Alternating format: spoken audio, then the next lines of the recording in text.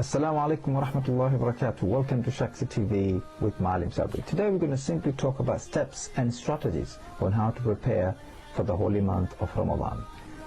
كان السلف رحمهم الله بعد رمضان يدعون الله أن يتقبله منهم ل6 أشهر.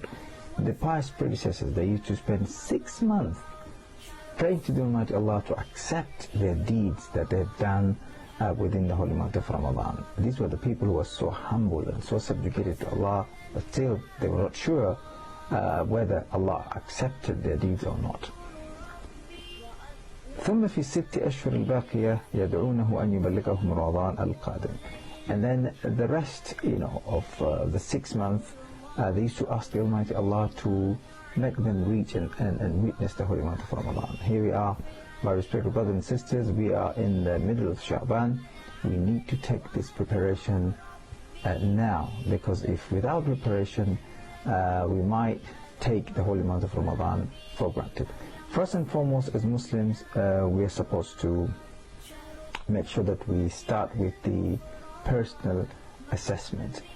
أرأيت إن كنت تتوقع زائرا جليلا لبيتك.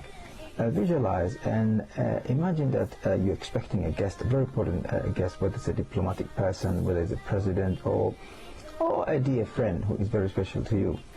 وجدت البيت متسخا, and then you come to realize that your house is not clean, it's a bit untidy.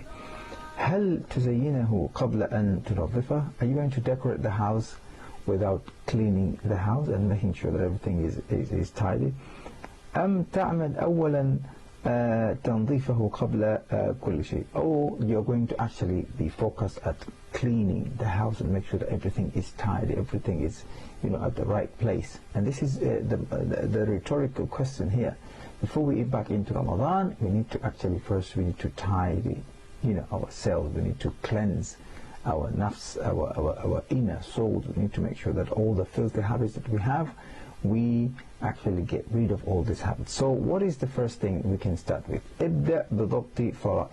First thing first is to actually make sure that we are very careful. We are extremely and extra careful with our 5 daily obligatory prayers. I'm talking about Fajr, Dhuhr, Asr, Maghrib, and Isha. These are the 5 daily obligatory prayers. If any one of us is struggling to maintain the salah, to perform the salah, let's make sure that we do it now, because time is running out. And not only that, the fara'id, the compulsory one, we have to make sure that before we actually perform the obligatory ones, we come up with the additional prayers, because the bonus of the additional prayers or the sunnah prayer is that they come and fill the gaps of the obligatory prayer.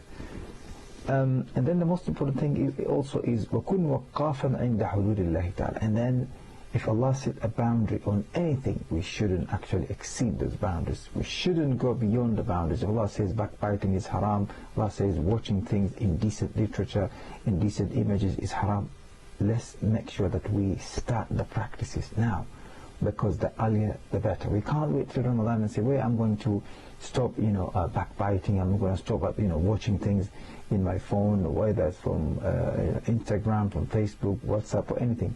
So let's start this culture of spiritual cleansing now. This is the only time we can do this. Until the next episode, I leave with Allah's care and protection.